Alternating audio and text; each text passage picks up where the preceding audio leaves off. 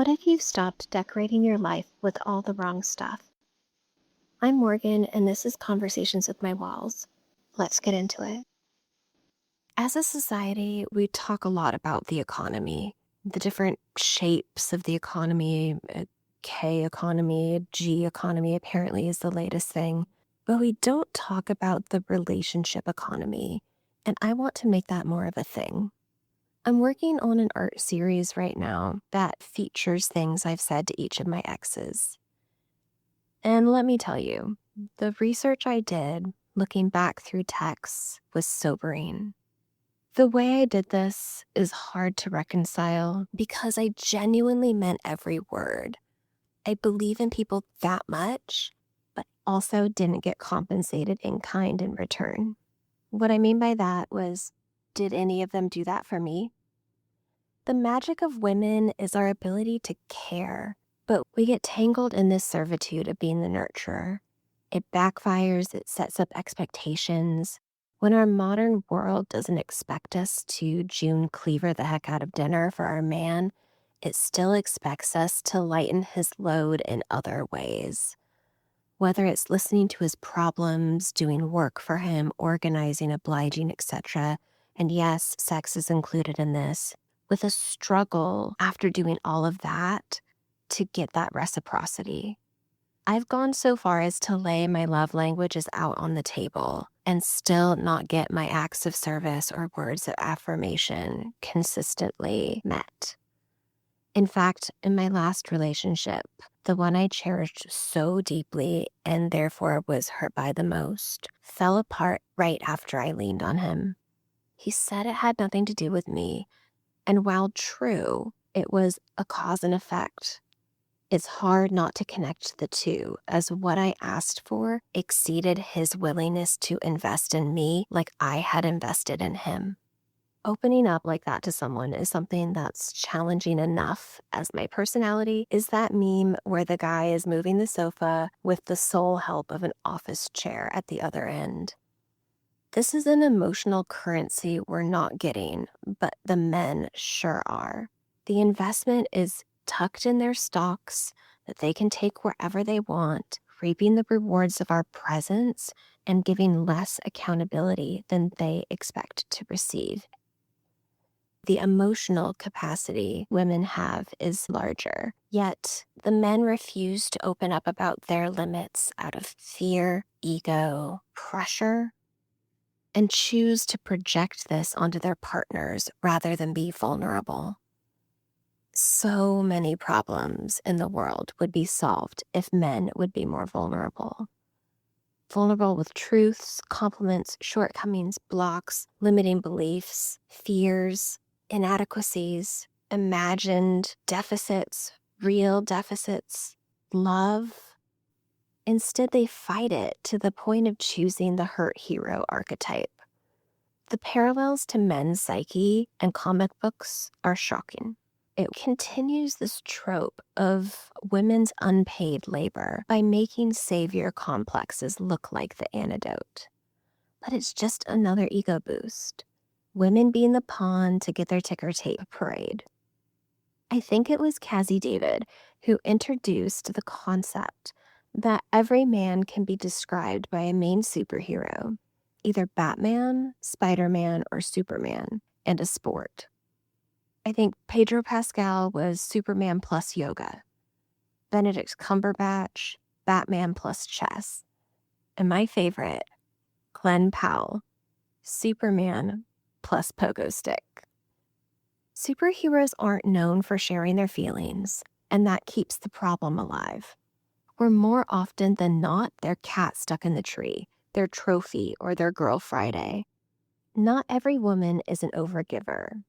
Nothing is wrong with any of us who are, is because we have that in us already to excuse ourselves from this hellish unpaid internship model, often described as love.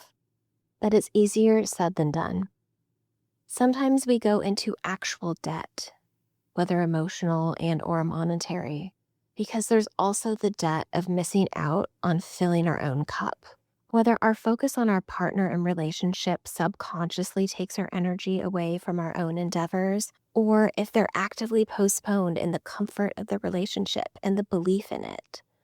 Because that is a pure intent that sometimes comes back to bite us.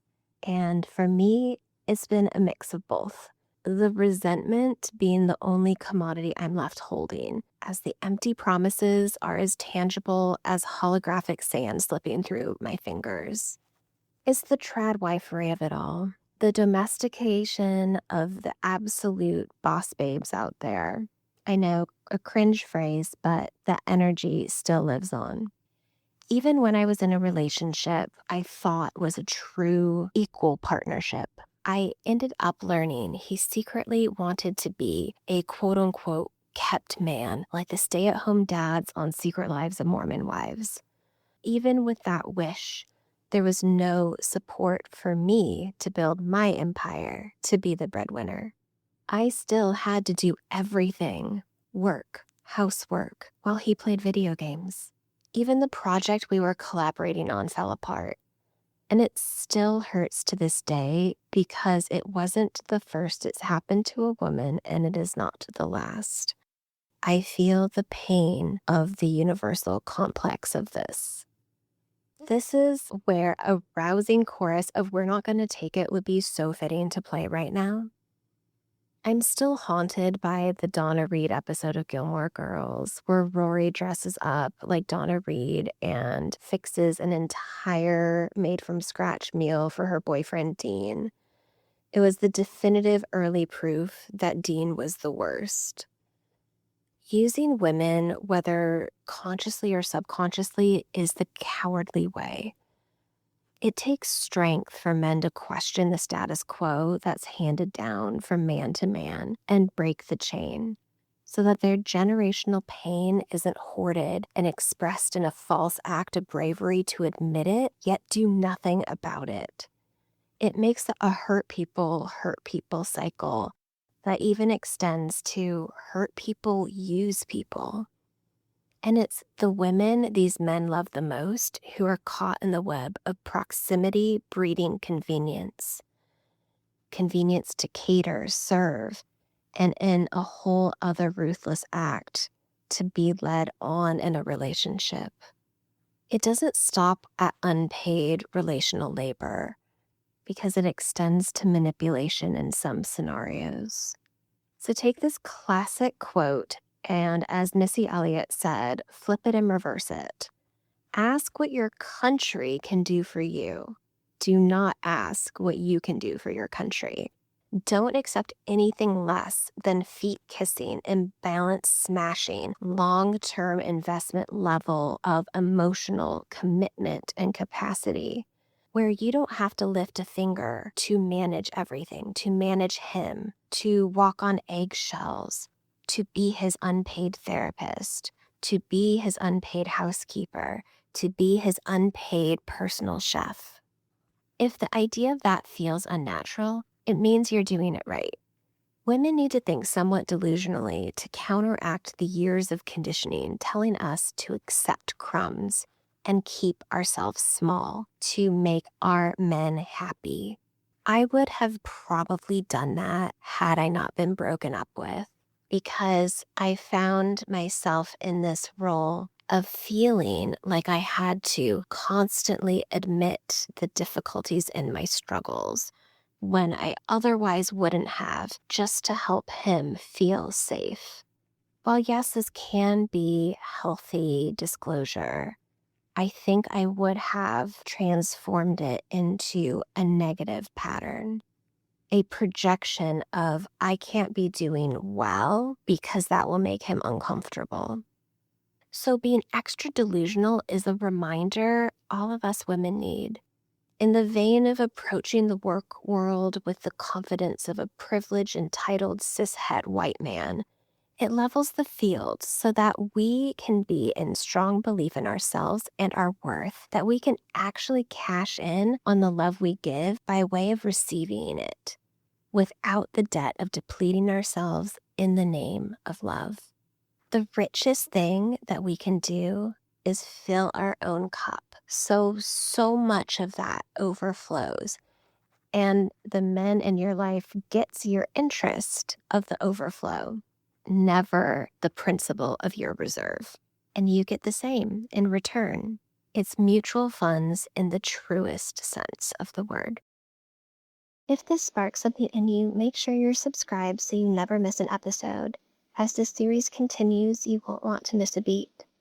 And if you're ready to bring more conversations into your life, you can explore my latest art prints at morganlindsaymelson.com. And in between them, take care of your space and conversations both inside and out.